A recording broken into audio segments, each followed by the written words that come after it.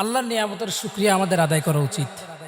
আল্লাহ রাব্বুল আলামিন যে কত নিয়ামতে আমাদেরকে নিমজ্জিত রেখেছেন, আমরা কত গুনাহ করি। এই গুনাহ করার পরেও আল্লাহ রাব্বুল আলামিন আমাদেরকে শাস্তি তৎক্ষণাৎ দেন না।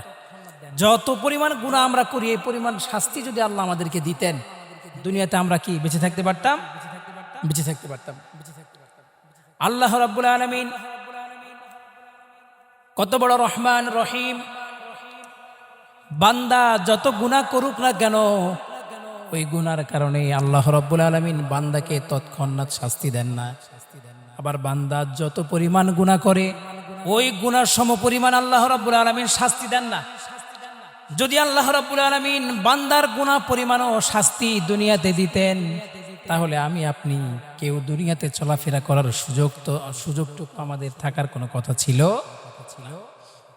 আল্লাহ রাব্বুল আলামিন কত রহমান রহিম। আল্লাহ রাব্বুল আলামিন নিজেই বলছেন, লা তাকনাতু মির রাহমাতিল্লাহ ইন্নাল্লাহা ইয়াগফিরুয যুনুবা জামিআ।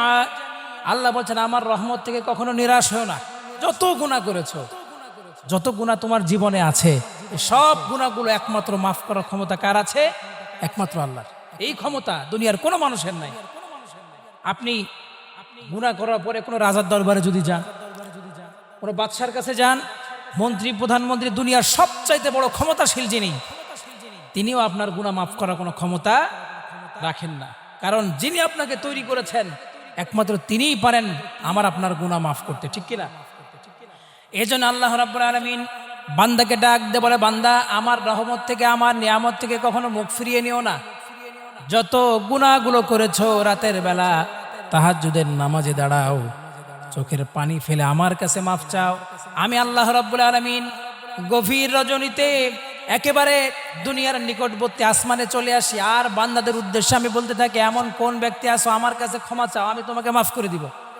এমন কোন অভাবগ্রস্ত ব্যক্তি আছো আমার কাছে, তোমার সমস্ত সমস্যাগুলো খুলে বলো, আমি তোমাদের অভাব দূর করে দিব। কারণ আল্লাহ হচ্ছে গনি, আল্লাহ রাব্বুল আলামিন হচ্ছে গফুরুর রহিম। আল্লাহর হাতে সব ক্ষমতা। আল্লাহ বলছেন, ইন্নাহু আলা কুল্লি শাইইন কদির। আমি আল্লাহ সবচাইতে বড় ক্ষমতার অধিকারী। এই জন্য আল্লাহর কাছে ক্ষমা চাইতে হবে।